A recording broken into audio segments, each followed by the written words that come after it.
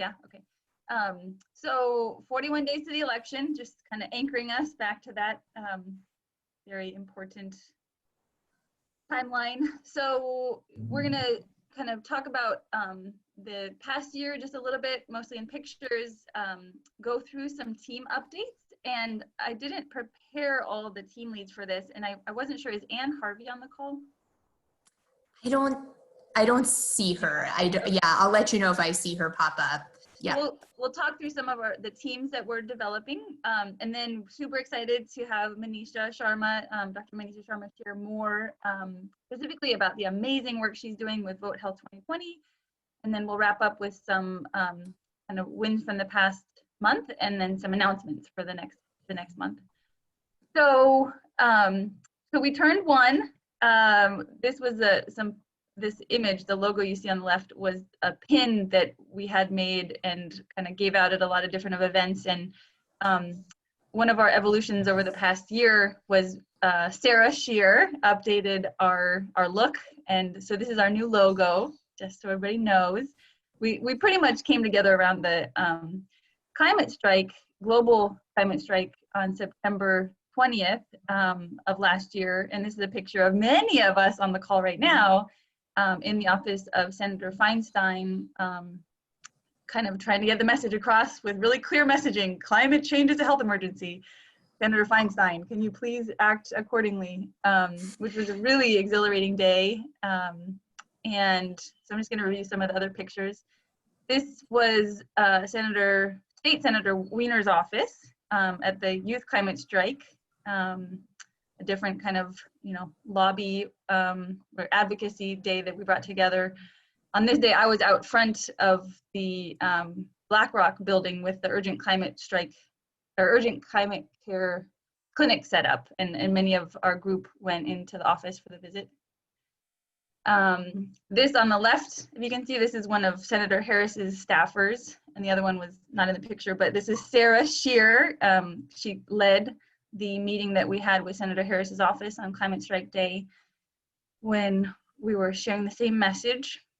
Oh, I just want to put in a really quick cool plug about what happened on that day at Senator Harris's office. This was back when she was still a presidential candidate that we met with her, but one of the things that we really talked a lot about with her team, they were really interested in tweeting about climate change, and we provided them some sample texts or tweets that talked specifically about the health impacts of climate change, and they've actually used some of the tweets. And I was noticing now that she's the vice presidential candidate, but still our senator, even in the last week or so, I follow her on Twitter, and she tweets quite a bit about the health impacts of climate change. So who knows, but I like to say we had a role in that.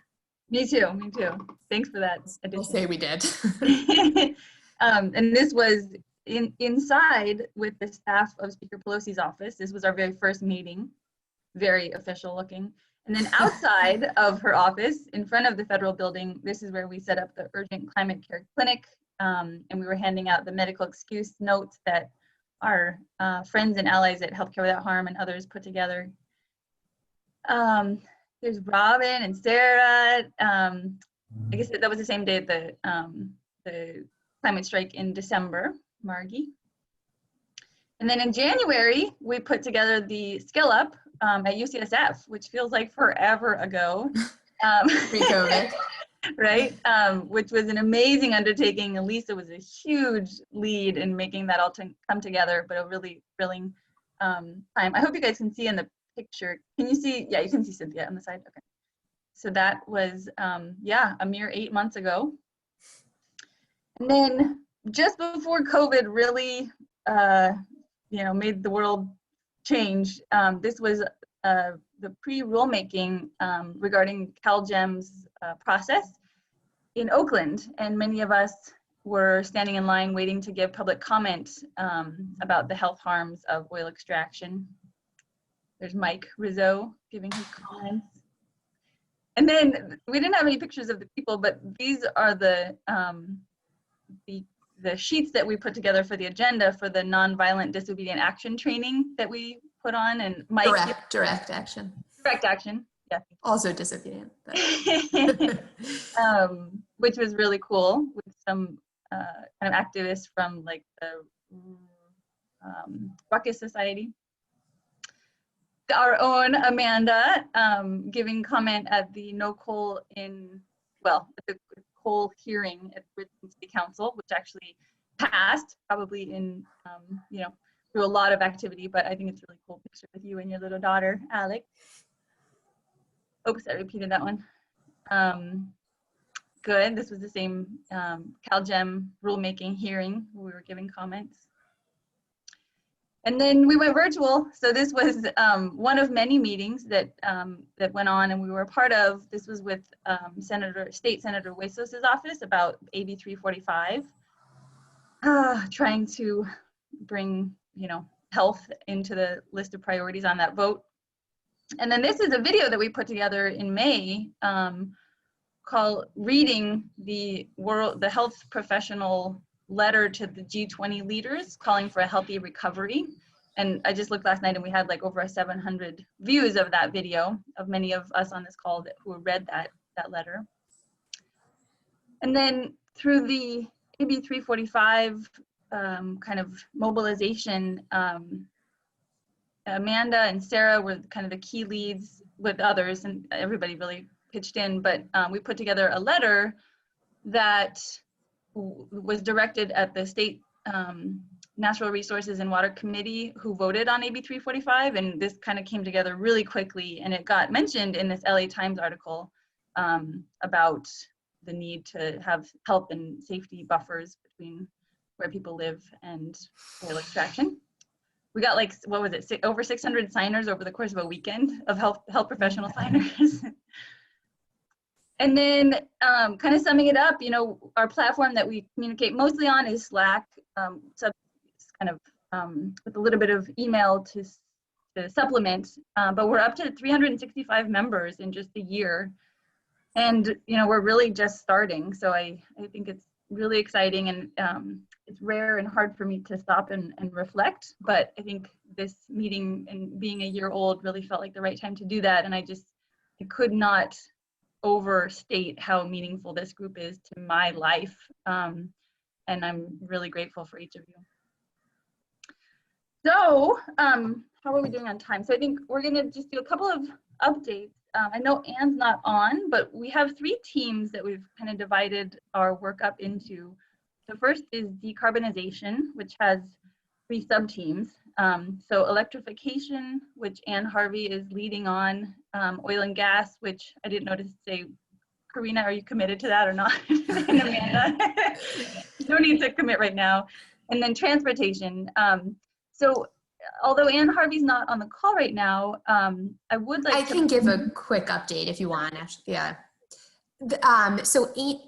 For those of you who don't know Anne, she's a retired family physician who used to practice in Richmond, and is still one of the main leaders of No Coal in Oakland, and also has played a really large role in what's been going on in Richmond with coal transit or transportation. And so she's really interested in electrification, and has offered to lead our team on electrification. So Ashley put in here, there are a few, so for anyone who is interested, the best place to go is the Slack channel on electrification, where all of this information is also posted. There's some interesting stuff going on in San Francisco, and then also with the California Energy Commission, where health voices are really, really needed to speak to why building electrification is so important for health. Another thing that Anne is really working on that we should have more information about soon is a educational webinar that the Rocky Mountain Institute is going to put on for CHN and hopefully more broadly as well. I think we can open it up to any health professional or health student, really to educate us on why electrification is a health issue. So be tuned, we should have more information about that soon. Yeah, great. And so if anybody's inspired for this hearing, it's actually literally next week, to give public comment about the health impacts of indoor air pollution from gas-based appliances, basically. we will totally support you with talking points and kind of set you up to have it be a really positive experience. But we do need one person who can kind of commit to that and work with Anne. So if that calls to you, we would love for you to let either Amanda or I know now in the chat, and then we can connect you to Anne to set that up. Hey, Ashley, sorry, I had to go off the video for a second because there's some work going on. I mean, unless somebody else wants to do that, I would be more than happy to talk about that because of the research that I did. So, Yes. which was very focused on indoor air pollution. Okay. So, but unless somebody else wants to do it, please feel free. But I can also give you some like really good research on that. We actually, our National Allergy Immunology Group, our journal just last year had a full spread just on all articles related to that. Beautiful. Okay, Christine, I'm making a note to myself right now. I'm going to connect you with Anne today. Okay, awesome. Exciting. Yeah. And then Amanda or Karina, do we know anything about CalGEM's next steps for hearings in the health professional one? No, but we can find out. Yeah, okay. it's, cool. Yeah. That's okay. And then another key, so our three teams are the decarbonization, divestment campaigns, and then empowering health professionals in advocacy on climate. So the second piece, in divestment, what we're launching on October 14th, Wednesday, is a divestment campaign led by health professionals, but that includes kind of environmental, social justice advocates also, that is calling on US health insurers to divest their investments from fossil fuels. So we've really clearly kind of mapped out the reason for the campaign in an overview. Right now we're in the process of building a coalition and gathering organizational co-signers for a letter that we've drafted that we're going to deliver to the executives of these top 10 health insurers in the US on October 14th. So it's still forming, but the key partners that we're working with are, let's see, PSR, the American Medical Students Association, Medical Students for a Sustainable Future. We think Moms Out Front, which is really cool. Public Citizen, because they've done a lot of health insurer kind of work. We're working, Healthcare Without Harm is a big part of it. So, those are the kind of partners that we have. Annie, of course. So if you could be on the lookout, this or next week, I'll be sending an email to all of us that is asking for organizational co-signers. So, like the Climate Psychiatry Alliance, of course, is on the list, and all of the organizations that we're a part of. The goal is to get as many health and environmental justice organizations as possible to co-sign this letter, so that when we deliver it to the executives, they really realize that there's a lot of visibility on their actions, and we move them to divest. And we'll be organizing.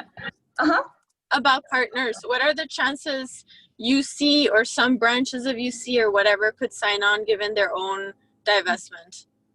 That's a good question. I think we can ask. And I think it's a great point, that there's precedent. And they also are a big client of health insurers, which actually I spoke about a little bit with Karen, who's on the call from Annie. So that's a really, really good point. And we should talk to Tom Newman. Also. Yeah. We will be in touch about that. And I'll have like a template to kind of send to organizational leaders to ask for their sign-on. I know that there had been voting about it amongst the faculty at UCSF about divestment. Madeline? I'm volunteer faculty, and I just heard peripherally. I wasn't. Okay. Yeah.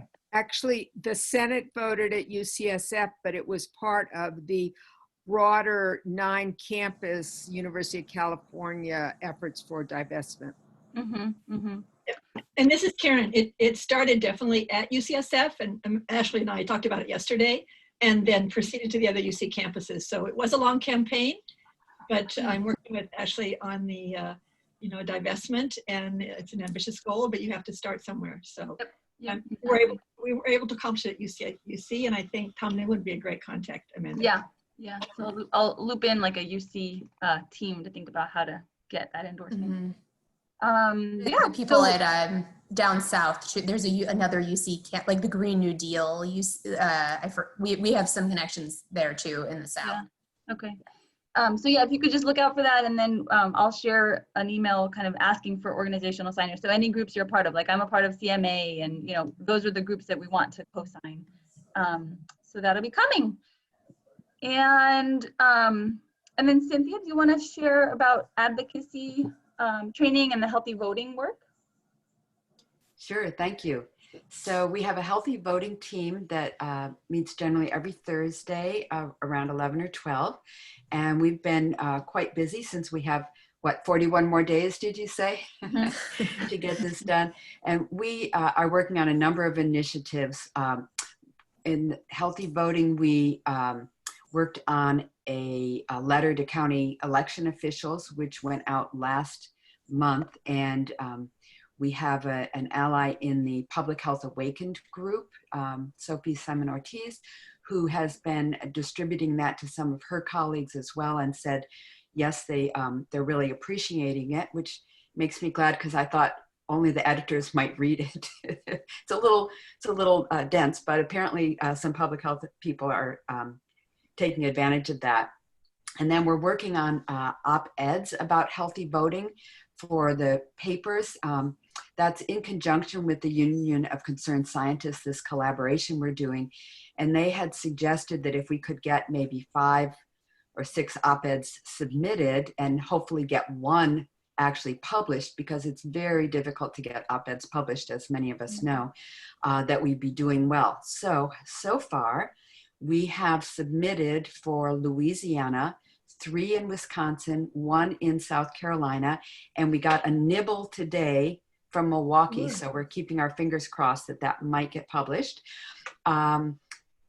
Georgia and Florida should be submitted today. The Florida one is really cool. It's written by 2 med students who work with Cheryl Holder, who is going to be one of the speakers at the Stanford Symposium coming up, and our NorCal Symposium.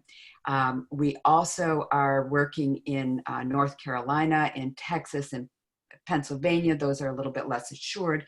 So if anyone has contacts in Georgia or Texas, in Texas or Pennsylvania, that they think might be willing to be a co-author on this template that will help them with, that would be great. And Lisa, who's on the call, did already get one published in Michigan that we take partial credit for, or at least inspiring. So it's coming along. We'll keep our fingers crossed. And in several of these states, once we get one in, then we plan to do several more in different regions, just building on it. So we're trying to be the typical doctor overachievers and get something to catch. And then also Margie, who is on the call, has been working to help increase our outreach with that letter to county election officials about how to conduct voting safely. And she's been connecting several groups with that. Margie, maybe you can speak about that in a minute Margie, do you want to say what you've done with that? Do we have time for that, Ashley? Yeah, definitely. Hi.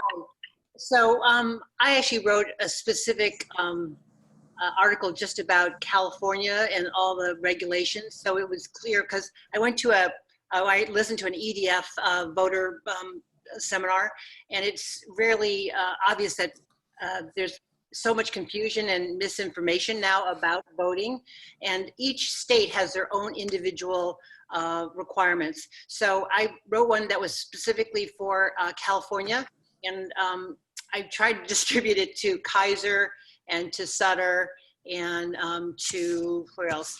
Several big organizations, maybe, well, hospital organizations, but Kaiser rejected me and said that they don't do anything political, who thought voting was political. And Sutter, it's still sort of in the consideration.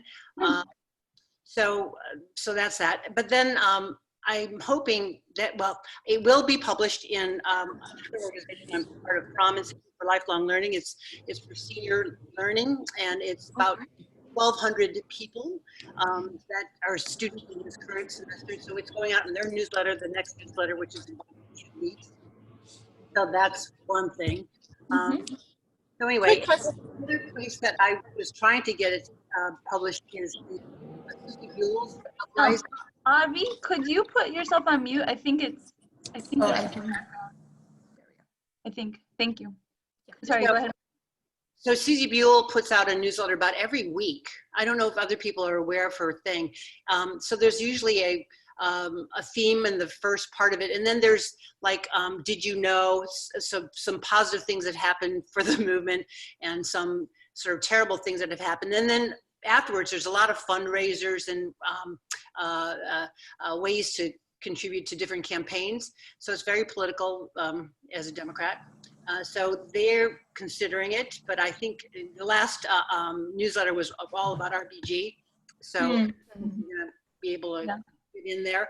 But also I showed some people the Stephen Colbert video, YouTube, about voting, and he goes into every state's requirement. So it's our specific article could be good for geared to California, but then for people who have an audience larger than us, this would be great. The YouTube Stephen Colbert. Yeah. Maybe do you want to share that in the chat? I haven't seen it. Oh my God, Karina put it in the Slack. Actually, I saw it. Here, I'll share the link. I just have to pull it up. Yeah. Yeah, thanks, Margie. So that was, great initiative to get that outreach. And then the last thing I wanted to mention is that, we are working on the Vote Health 2020, did some work to get that out, and Manisha will tell us more about that in a minute. And this is, of course, the month for turnout. That's crucial. So many of us are working with the group called Vote Health 2020, which is run by Lowell Solomon.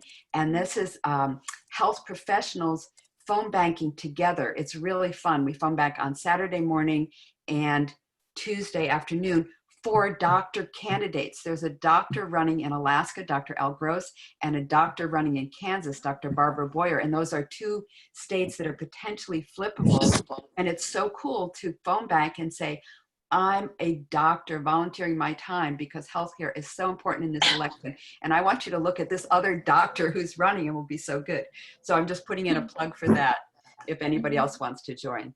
We're doing a few other things, but those are the highlights. That's awesome.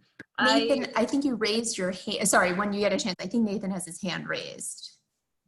Yeah, thanks. It'll be pretty quick, but just along the lines of coalition building or prospective partners, there's a group called Right to Health Action, and some of our activities have been posted in the Slack, but I'm part of the leadership team, and we're looking at trying to link up pandemic prevention with climate justice advocacy.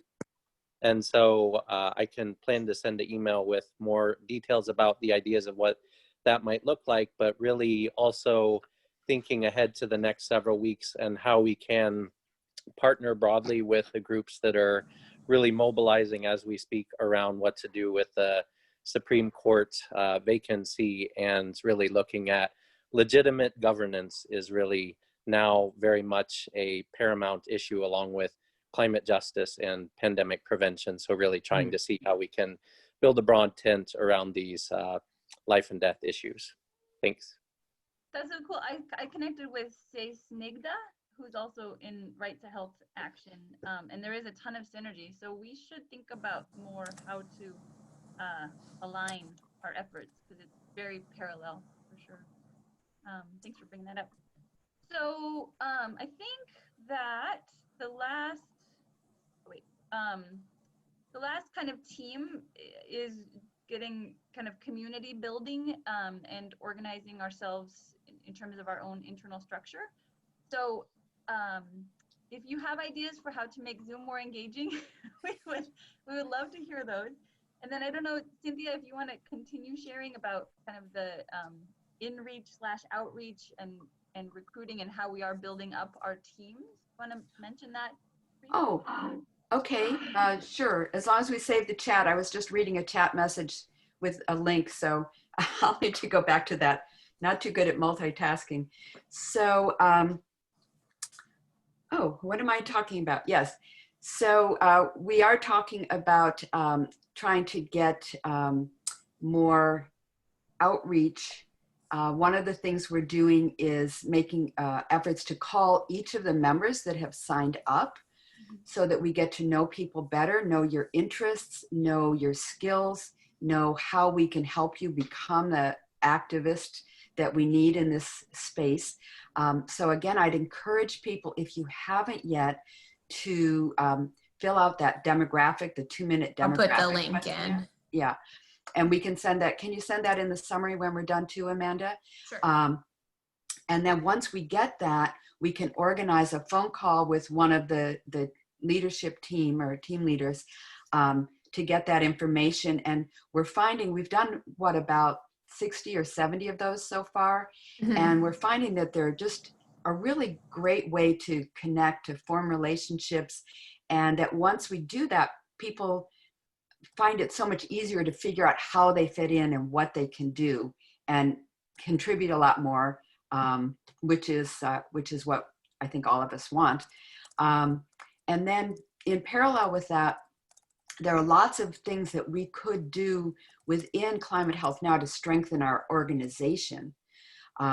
So we certainly are looking for people, and you'd hear more about this on the call, that can help with things like organization and finance and legal and communications. I mean, there are just a lot of opportunities.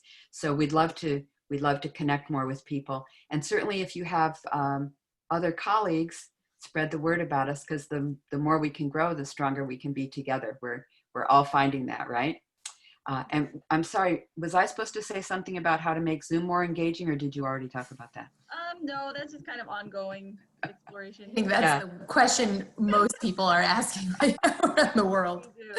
Yeah, well, I think one of the things we're trying something? to do is make sure that everyone who's on the call does get a chance to express themselves and offer ideas, and have less like, this is a webinar and we are going to give you information, and have a lot more interaction. So I hope that is coming across. And if people have other ideas, we're certainly open, and we're open to trying new things. Mm-hmm. Yeah. I thank you for that, Cynthia. So yeah, please do fill out the form if you haven't yet, so that we can get to know you in a more tangible way than just Slack or email. And then Linda, we sort of passed over already the transportation subcommittee. Was there something you wanted to mention about that before we turn over to Manisha? You might be on mute. I'm sorry, I just didn't catch who is leading that I could speak with. Yeah, right now it's under Amanda, because it's part of decarbonization. So sorry, I missed, what was the question? Sorry, the question is about, like, who's the lead for transportation, the subcommittee of decarbonization? Yeah, we are, and Christine, I'm hesitate if this is not okay. We are hopeful that Christine James, who I just talked to, gosh, when was that? Monday, might be interested. And if so, Linda, you are one of the first people I was going to connect her to, if that's okay. Okay, we can carry that conversation forward, but we're in process of formalizing that. So now I am very excited to turn things over to hear from one of our kind of community leaders and allies, Dr. Manisha Sharma. So let me see. There we go.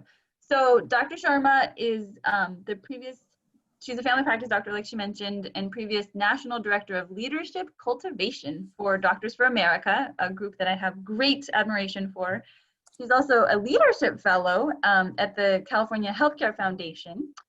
And she's co-founder of Vote Health 2020, which is doing amazing work right now. So we're really excited to welcome Dr. Sharma to share about what Vote Health 2020 is focusing on right now in these 41 days pre-election, and kind of ways to maximally leverage our health professional tools towards the goal of making everybody safe. So we'll turn it over to you. Thank you so much for joining. Awesome, Ashley. Thank you for having me. Do you have my slides? I think I sent you 2 slides. Oh, that's a great point. Yes, thank you. Thank you. No Okay. worries. Well, thank you guys for having me. For those that joined on late, my name is Manisha Sharma. I'm a social medicine, family medicine physician. My expertise is actually really thinking through complex care through the lens of social and structural impacts on health. Climate is actually part of the structural components. Really being able to design, I do a lot of human-centered design work, and really thinking through that lens and redefining health. I'm here today because we started a organization called Vote Health 2020. It's a really simple mission. I don't know if you all know, but doctors and nurses and healthcare workers are actually, they just don't vote. And so we actually started this organization because we were concerned that our colleagues don't vote. More than anything, the pandemic has really exacerbated all the health inequities that we already know about. But it also really showed that health really shut down our country. And just the fact that doctors really, our elected officials are listening to physicians and nurses right now. And so the fact that we don't vote was actually a little bit alarming for us. And so our mission's really simple. We wanted to help as many people get registered to vote, including our colleagues, patients, and community, for not just this November, but actually and beyond. How do we actually really think about civic engagement as preventive care? And really, we just wanted to really start shifting the conversation. This is not new. I love that. I'm sorry? Sorry, I was saying I love it. I forgot I wasn't on mute. I love it, Manisha. No worries. And really being thoughtful about this. So I actually ran a project in the Bronx when I was living in New York on doing voter registration actually in our FQHCs. The Bronx is one of the most vulnerable, disenfranchised counties in the nation.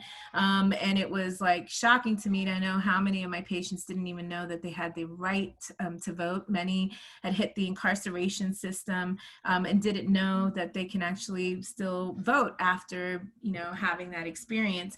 And so that's really how we started Vote Health 2020. I will tell you, it has really expanded. It's gone past more than what we imagined.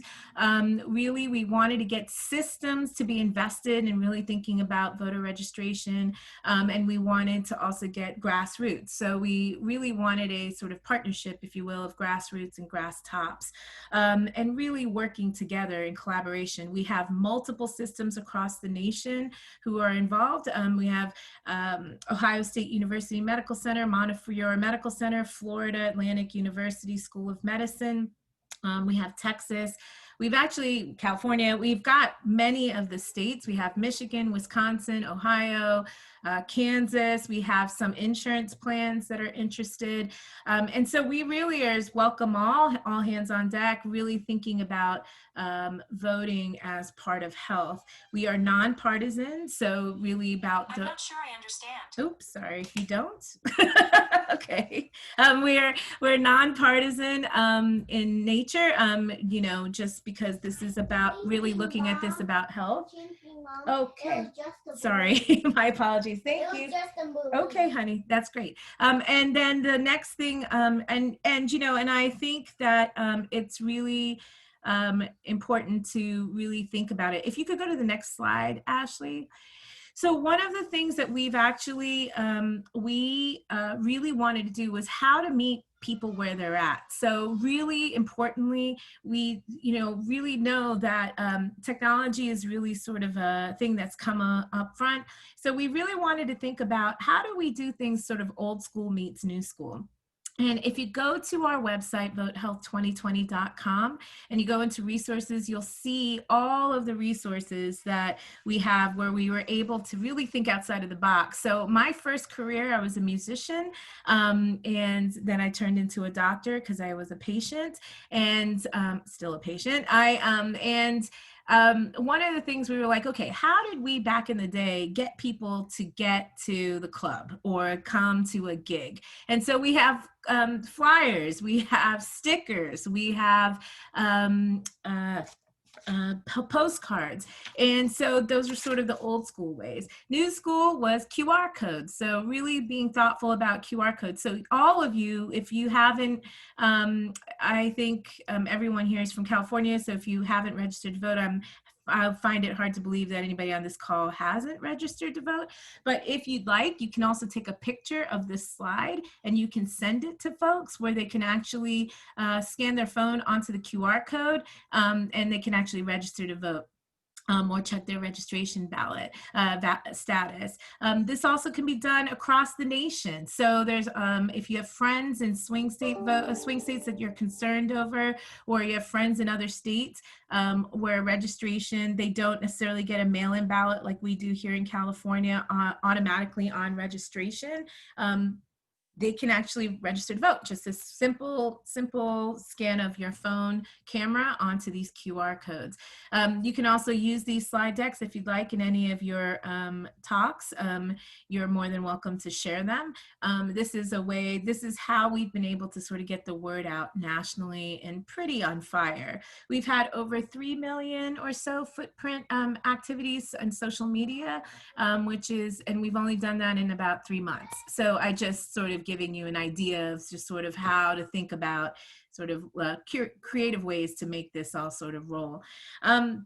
So the things we're focusing on, very much about registering people to vote. I think Christina couldn't have said it best. Here in California, a lot of people think, well, the California vote doesn't matter, we turn blue. It's not about the federal elections for us. It's actually about the down ballot. And the down ballot is crucial to really thinking about the things that you guys are concerned about. It's not necessarily a federal election. So I would suggest that registering people to vote still till the day of end of registration is key, and really talking to folks about what matters to you and what matters to your communities, and that's really in local and state politics. The other piece also is that we're actually talking about safe voting plans. I think someone mentioned that we actually have a whole kit in regards to safe voting. On getting people to, we have branded material, we have visuals, we have things you can put on your Twitter, Insta, Facebook, but also just on a plain old flyer to get people to understand what does a safe voting plan look like. You guys that are nurses and our doctors who are seeing patients on the front line, you can also ask them, are you registered to vote? If you are, great, how are you going to vote? Are you mailing in your ballot, or are you going to a poll station? And then you can help them build a safe voting plan, just like you would build their patient summary. And so that's some of the things that we're doing there. As far as actions are concerned, we're just really collecting, getting people into a collective. Vote Health 2020, we really wanted a platform where we can have an exchange of ideas. So I'll give you an example right now. So by the way, we also have the legal law.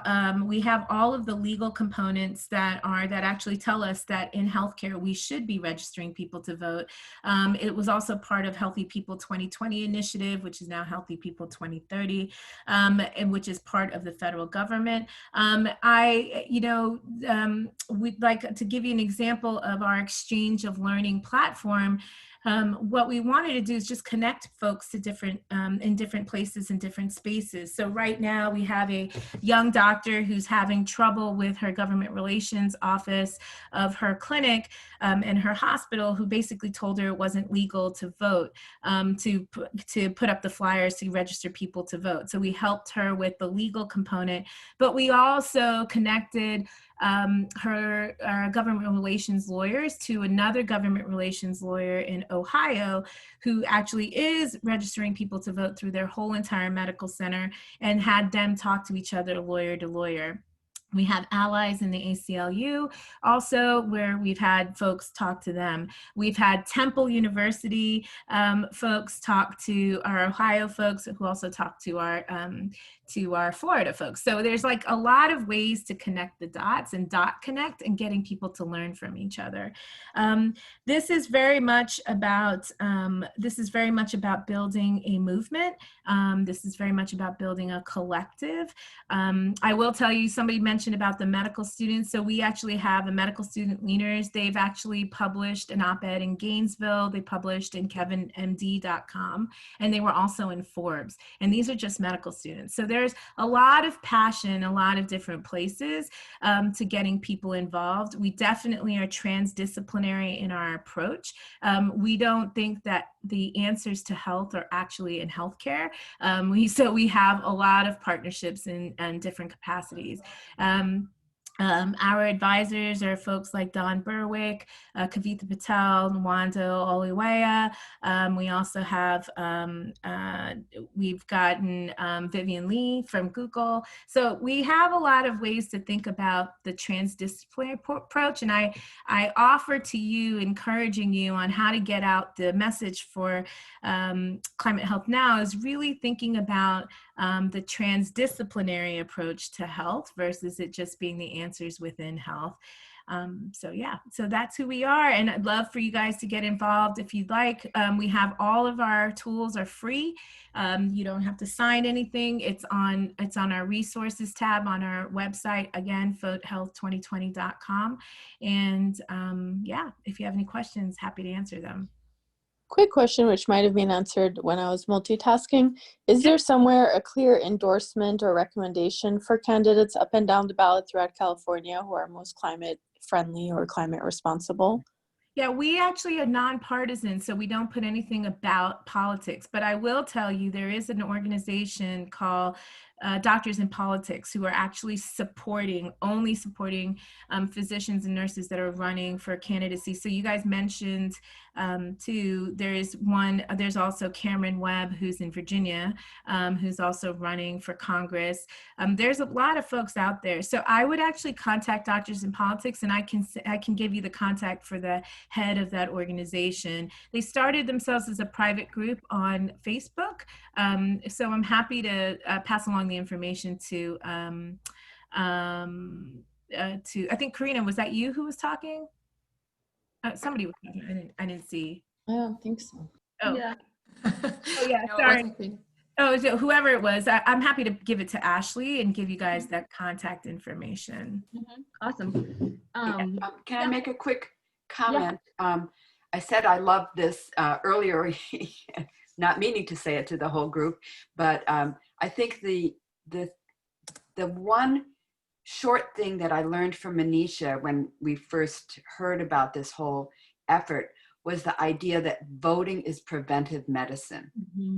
It's so simple but so powerful, and I think that frame is so useful as we talk to our other health colleagues, but also to patients. And then just because who you elect has such a huge impact on what actually happens. So voting is preventive medicine, voting is your voice. And we saw that with the AB 345, where we lobbied specific people that were Democrats, but would not vote for health of our patients. And so all these, it also emphasizes that issue about the down ballot races being important. And Ashley, didn't you have some resources in the toolkit from our last webinar about places that people could find like voting scorecards? Or Yeah, I did. And we can share those in the summary. We can just share the toolkit too. It's kind of questions to ask candidates, and then also toolkits, scorecards that you can pretty easily Google, but it was like Sierra Club had one, but the toolkits are local. So there were some for California, but I definitely haven't come across one that covers the whole country. But yeah, we can share that toolkit again for sure. And it looks, I know Christine just shared another one that I hadn't heard of, Climate Cabinet 40. If other people have other tools, I know Linda shared some ideas too. And then Ashley, I'll have to think more about it. I thought we heard of a new one yesterday from somebody, but I can't remember what it was. But if I discover it, I'll share it out also. Yeah. I think the most important thing is just kind of letting people know that these scorecards exist, you know, because many people don't think of that. So a nonpartisan thing you can offer is there are scorecards to look at the climate voting pattern of candidates, you know, and that kind of can just send them in the direction of Google, basically. Thank you so much, Manisha. It's like amazing to have your voice and to hear about the awesome work you're doing, and kind of think about how to collaborate more. Does anybody else have any questions for Manisha or comments about the awesomeness that she's working on? I see Meg. I just a quick question. What is social medicine? Can you talk more about it? Yeah, that's awesome. So I'm from the East Coast. So the thing is, social medicine is actually the study of social justice in medicine. So we actually, I trained at Montefiore Medical Center, which is in the Bronx. It's actually the first social medicine program in the country. Here in California, actually Harbor UCLA ascribes to a large portion of social medicine, where you're really thinking about social and structural impacts on health. So we are taught in the pathology of disease, right? And if you notice that many hospitals and teaching hospitals are always in the poorest neighborhoods of our country, and that's actually because they're teaching us on the pathology of the sick, right? And so, and really social medicine was like, how do you build resiliency, and how do you build resiliency modeling into how we think about health? And so a lot of it is about where people work, live, play, pray, right? So how, you know, we can talk about diabetes all day. I always talk about my patient that, you know, literally lives on a bus, right? And he's a diabetic, and he's handed insulin nonstop over and over again as being his medicine. Yet every 4 days he shows up in the ED for DKA, right? Because where is he going to put his insulin? It's this as simple as thinking about, it's not about the diabetes. He doesn't care about me to talk about his diabetes. He wants to know he's got a safe place to live. So the whole training of social medicine is through that lens. I've taken my career to a whole other level of really thinking about social and structural design, really want to blow up health and the definition of health in any capacity. I would say that UCSF is very pro social medicine in the way that they approach their care. The formal social medicine programs of training in the country are Einstein, Montefiore, Yale, Harvard, and Harbor UCLA. I would say also Duke has actually been doing that. A large portion of it sits in family medicine. Montefiore, CHA, Cambridge Health Alliance in Boston, internal medicine. So yeah, that's social medicine. So I do a lot of work in really getting people to rethink what this actually all means. So I think Nathan said something about climate. Yes, climate's very much a part of that, right? Instructional impacts on health. It's all designed. So, you know, at the end of the day, a large portion of the work that I do, I'll be honest with you, like I love taking care of people. I really didn't become a doctor because I loved medicine. I was actually a patient. I was a musician and a dancer. I went to Berklee College of Music. I got hit by a car, and I ended up having 4 open hip surgeries over 7 years where I had to learn how to walk again. So here I am in my 20s, all of a sudden becoming a pre-existing condition, and realized that health isn't all policy. And I really became an activist. And I thought the best way to be someone's advocate was to be their doctor, which is hence why I became a doctor. But I was very clear that I wanted to do social medicine doctoring, right? And so I think that it takes all of us, but I do encourage you to think outside of the box. The answers are not just with us, sitting with us. We are all preaching to the choir. We have to be in the belly of the beast. I talk a lot about being the GERD versus being the vomit in the belly of the beast. And the reason is When you're the vomit, people are adverse to you. The C-suite doesn't want to talk to you. They don't want to hear what you have to say. But if you're the GERD, they actually have to change their lifestyle towards you. They actually have to take the PPI because of you. And so I 10 years ago, I would have told you never would have been in the space of the things that are evil. But I realized that if I'm not in the bomb inside the beast, then it's going to be it's really hard it's not that those things are important. Protest is really important. Getting our voice out there is extremely important, but I do think we need to be everywhere. And so the way we think about ourselves is just being the GERD everywhere. Every beast that we see. So I think the other things I wanted to say to you guys was that there's a lot of ways you can plug in. I was surprised to hear that you aren't sure how to. So I'm going to throw some sort of nuggets at you to think through some things. Medical students, and MPH students are your biggest asset. And the way you do it is connect with AMSA, connect with Med Out the Vote, connect with the medical students in your institutions, your friends' institutions, host a party for medical students about getting involved, but you're going to have to meet them where they're at, right? They don't want to be talked at, they want to be talked with. They want you to hear what they're doing. Doctors for America, connect with them.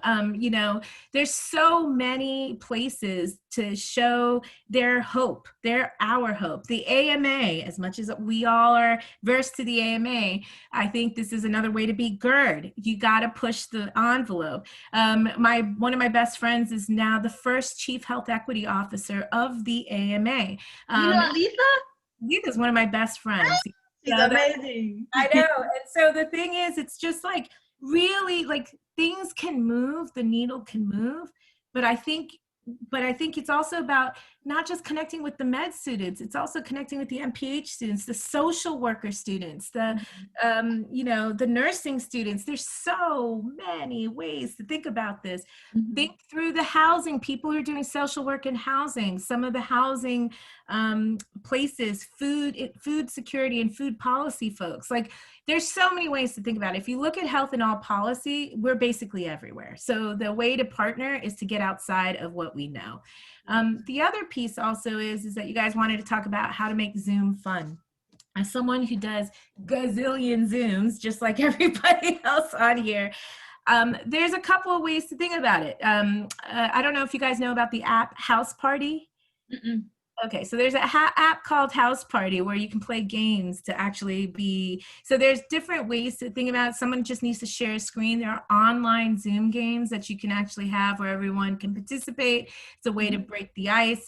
The other piece is Pinterest. Actually, if people have Pinterest, look at what people are doing on Zoom on Pinterest. I would also host happy hours, host baby hours, host children hours. So there's all these different ways to think about Zoom and getting people involved.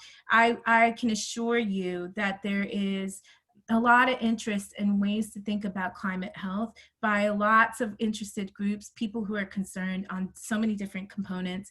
I would encourage you to have someone who's your dot connector and your networker to actually start looking. Utilize technology as a way, as one of the things, but getting people to start looking for groups that are concerned about climate and partner with them. Yeah, absolutely. The community organizing connector.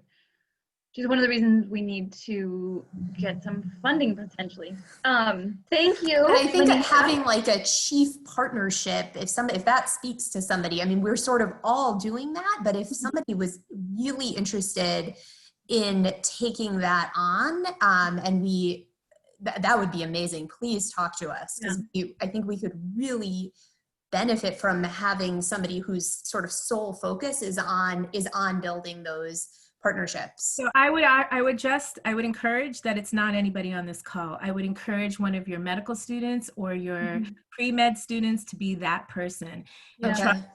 They know how to find things like in ways you never know. So it's really the answers in the youth. So I just put that out there. If you have any questions, Okay. please contact me. Ashley knows how to get a hold of me. I will send you, Amanda, a list of books. Just Awesome. Okay, I mean, I'll share that out. Yeah, fabulous. Yeah, and if there's any other questions, concerns, please don't hesitate, and please continue to get people to register to vote. Yes. Thank you, Manisha. Thank you, Manisha. Bye. Amazing. Yeah, Chief Partnership Officer. I like that. So that was really inspiring. I wanted to just take a moment. So we only have about 10 minutes left, but there's a couple people who I think this is their first call. So Lihia maybe, and Kate, do you want to just say hi and introduce yourself real quick? And Adrian and Christine.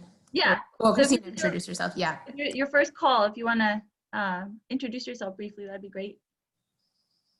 Sure. Hi there. So I'm Leisha. I'm a hospitalist at Highland over in Oakland. And I don't have a background in organizing, but I'm very, very interested in learning even small things that I can do, or, I have, like with weeks off service, I have some significant amounts of time at in the next 40 plus days till the election. So I'm happy to help out, and then I'm also volunteering my husband. Who's It's a family effort. Yeah. Wonderful. Lija, I want to talk to him because I should not be our webmaster. Any skills in that area, I want to talk to him. Great. You're welcome. Okay. Thank you for joining. Maybe Kate, you want to say hi? Hi, yeah, I'm Kate. So I'm an internal medicine physician living in Texas. I did my training out in Northern California and Oregon as well, but now I'm in Austin. Yeah, and I'm really excited. There's so much to be passionate about these days. It's all really important. It feels really relevant and happening quickly. So I'm happy to be involved in this and helping in whatever way I can. Wonderful. We're glad to have you. Yeah. Thank you. Yeah. Anybody else? The first call? If you're in Texas, maybe you should connect with Cynthia around one of the op-eds. Yeah. Letters. You would be perfect. Yeah, I will definitely do that. Thank you. Okay. Kate, send me your email, please. Oh, okay. You could just put it in the chat, maybe. Yeah. Anybody else first call? I know Adrienne. Oh, and Madeline. I'll say hello. I was on a little bit, or I was on in the last call, but very quietly. But I'm Adrienne. I'm a fourth-year psychiatry resident. Quite passionate, more passion probably than knowledge or experience, but very worried about climate change with a 2.5-year-old and a baby turning 1 today. So I've been trying to get up to speed and figure out how I can be part of the fight. One of the things I'm thinking a lot about is when I graduate, what do I do? What would be the setup that would give me the most time to work on this? Whether it's like moonlighting with the rest of the time on this, I haven't figured it out, but really enjoying these calls. So thank you. Yeah. Yeah. Have you already connected with Robin Cooper and the Climate Psychiatry Alliance? Okay. I was just going to say, Adrian, yeah, we need to connect. Can you send me your email directly, or do I already have it? You have it. I'm, Adrienne Van Nieuwenhuizen at UCSF, Alex Trope. Yay. Oh, yeah. We talked. Anybody else's first call who hasn't said hi yet? I'm Madeline Lansky. I actually used to be an environmental educator with 5th and 6th graders before I went to med school. And I kind of joke that I'm a failed environmental scientist because I just understood people better than plants.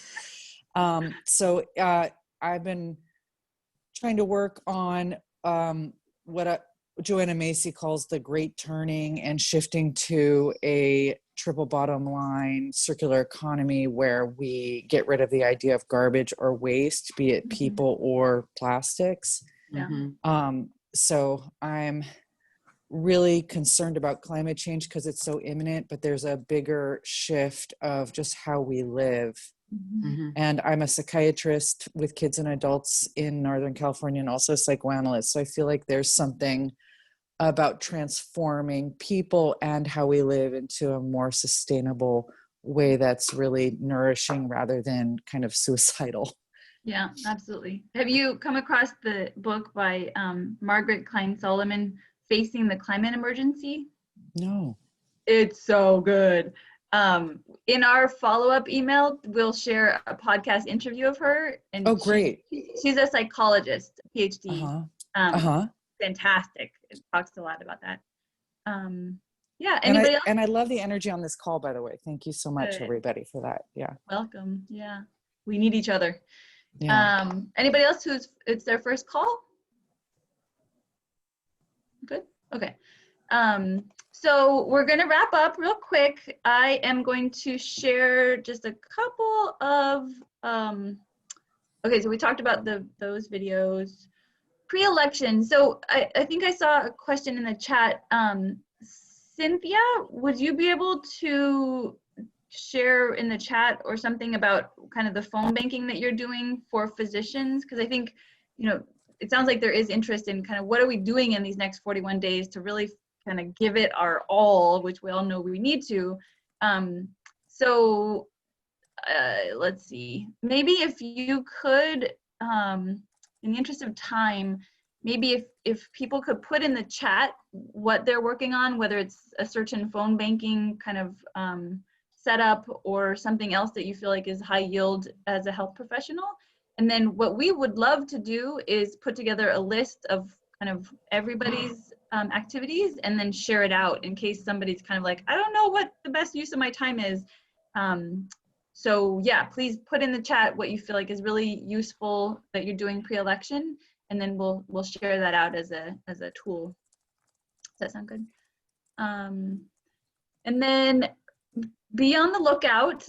We're working on coalition alignment on a letter that is kind of an open letter to patients from nurses, physicians, and students, and mid-levels also, that's kind of telling them we're concerned about climate, it's affecting your health, please help us care for you by voting for climate leaders in the election.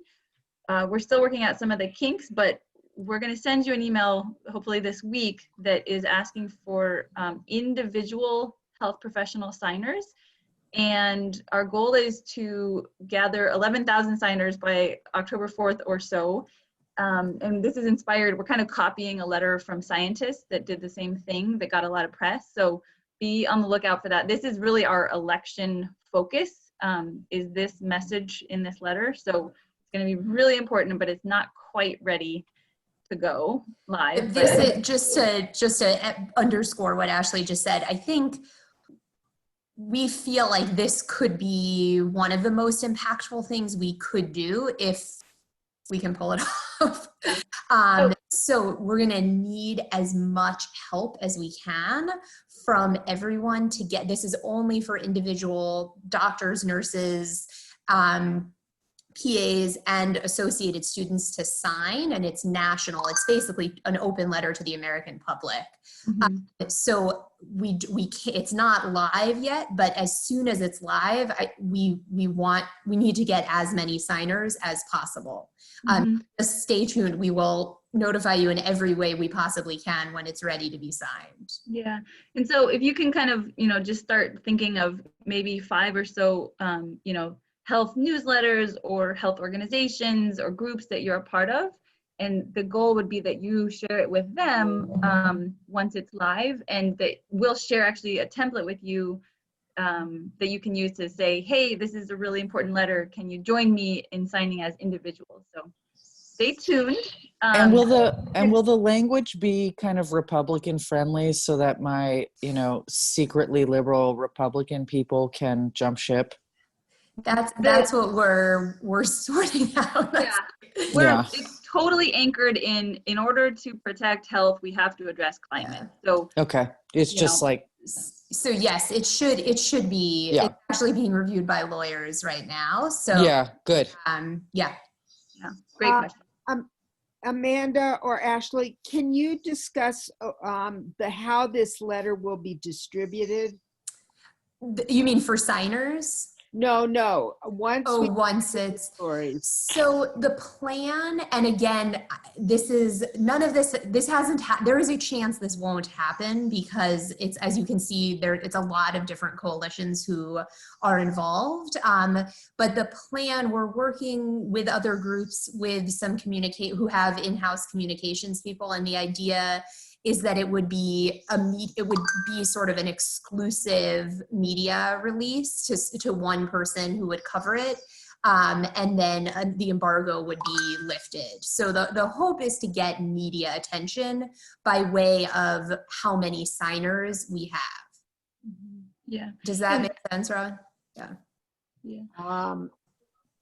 So we'll have like a media amplification and like template op-eds once we get it released in the media, but the focus from now until the beginning of October is just gathering signatures to earn that media attention. And then we'll have templates, and Cynthia's working on kind of how to amplify it once it's released.